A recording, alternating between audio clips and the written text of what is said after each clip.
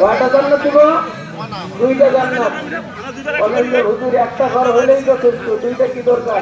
জান্নাতে গেলে বুঝবেন যে কত কিছুর প্রয়োজন। জান্নাতে গেলেই বুঝবো কত আফসোস আমাদের জান্নাতীরা জান্নাতে গিয়েও অনেক সময় আফসোস করবে, কেন এই সময়টা বসেছিলাম, কেন একবার সুবহানাল্লাহ বলি নাই বসে না থেকে, কেন আল্লাহু আকবার লা ইলাহা ইল্লাল্লাহ কেন জিকিরগুলো করলাম না, কেন নামাজটা পড়লাম না, কেন সুন্দর নামাজ ছেড়ে দিয়ে বাড়িতে চলে গেলাম, কেন নফল নামাজটা না পড়ে ফরজ করে বাড়িতে চলে গেলাম।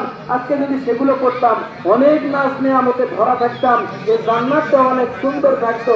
শুধু একটা ঘর যদি থাকে ভাই, একটা ঘর থাকার, সেই ঘরটা সুন্দর না যে ঘরটা খুবই সাজানো সেই ঘরটা সুন্দর? বলেন তো জান্নাতে শুধু যাবেন যে একটা ঘর পাইলেই হবে?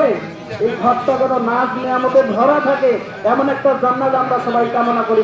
আল্লাহ যেন সবার জন্য সেটা কবুল করেন, সবাই বলে আমিন। শেষ করছি, রমাদান আমাদের শিখাইলো তাকওয়া। তাকওয়া কি?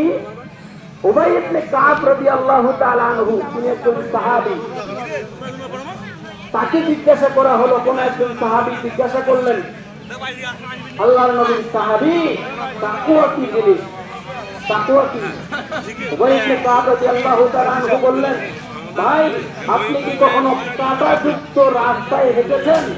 যে রাস্তার চতুর্দিকে কাঁটা, এইরকম কোন রাস্তায় হেঁটেছেন?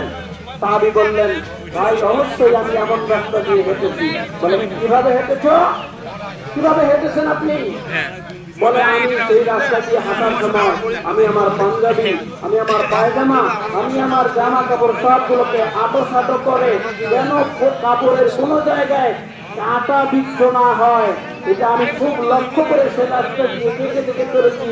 উবাই ইবনে কাব রাদিয়াল্লাহু তাআলা বললেন, ভাই এটাই তাকওয়া। সুবহানাল্লাহ, সুবহানাল্লাহ। সমাজের মধ্যে চলবো, সমাজের মধ্যে অন্যায় থাকবে, অবিচার থাকবে, মিথ্যা থাকবে, বিপদ থাকবে, সিগারেট থাকবে, বেনামাজি থাকবে, সব কিছুই থাকবে।